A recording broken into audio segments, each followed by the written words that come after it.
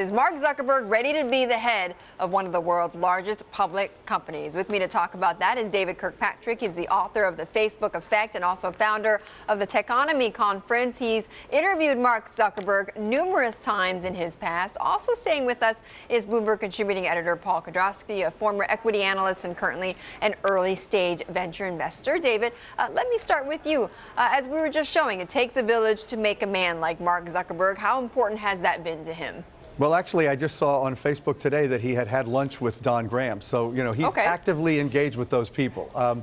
But, yeah, I think he has really actively sought the advice of experienced, especially entrepreneurs like Marc Andreessen, somebody who he really looked up to. Sean Parker played a huge role at an early point and still consults with him on a lot of things. And I think Mark has had a very good ability to recognize where he's strong and where he's weak and fill in the gaps, either by educating himself or simply by hiring people like Sheryl Sandberg, who are really good at doing things that he can't do and probably doesn't even want to do. And you think this has shown up in the way he has behaved so far? Oh, my God. I mean, he's an incredibly good CEO. I think there's no question about that. The effectiveness that he's shown in building this company, I mean, think about one little thing. Facebook has almost never gone down. I mean, there's really never been a system outage of any length. Think about that. You know, from in the entire time, 8.5 years of growth. Compared to like a Twitter or something like that? Compared to almost any other site, you know. We're supposed to say that.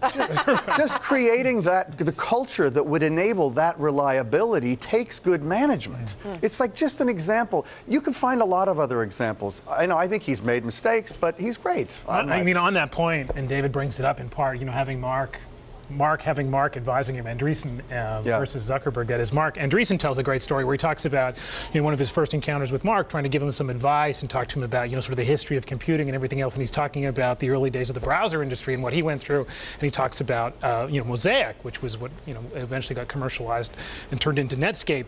And Zuckerberg said, well, what was that again? Remind me. I mean, it's a remarkable story, right? I mean, here's an example That's we 28 forget. years talking. Right. No, exactly. But I mean, to be able to, leaving aside that he didn't know, to be able to say, I didn't know, most CEOs would bluff it. Right. They'd bluff it. They'd say, yeah, and then just carry on. No, because that's such a great example. He really, if you say something that he doesn't know about, he will grill you on it.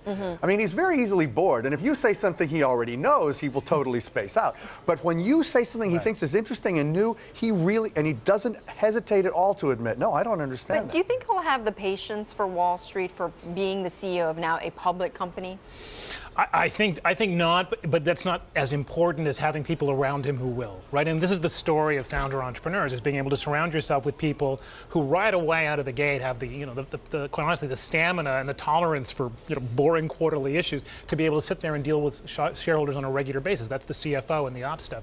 But to be able to be the visionary figurehead, there's no reason why he can't satisfy Wall Street doing it. Yeah, and he's got David Eversman, who's the CFO, an incredibly experienced guy who really gets Mark's mindset and yet can just go and do it himself, kind of translating Mark's will, but also with tremendous experience.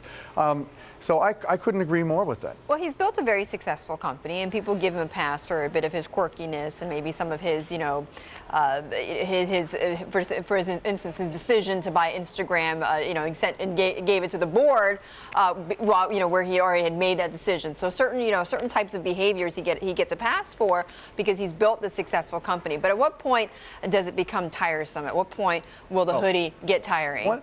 One thing I've heard internally from very senior sources at the company is he does not intend to be on quarterly earnings calls. On the other hand, he did not intend to go on the roadshow either, and he was induced in the end to do that. So if he ends up finding himself having to waste a lot of time in his mind, spending like a day every quarter preparing, and he's going to really hate that. Larry and Sergey haven't either at Google, to be fair. I mean, they don't exactly hang out on quarterly calls. They show up now and then, and it's really exciting, but it's not as if they're there constantly. So that precedent's been set.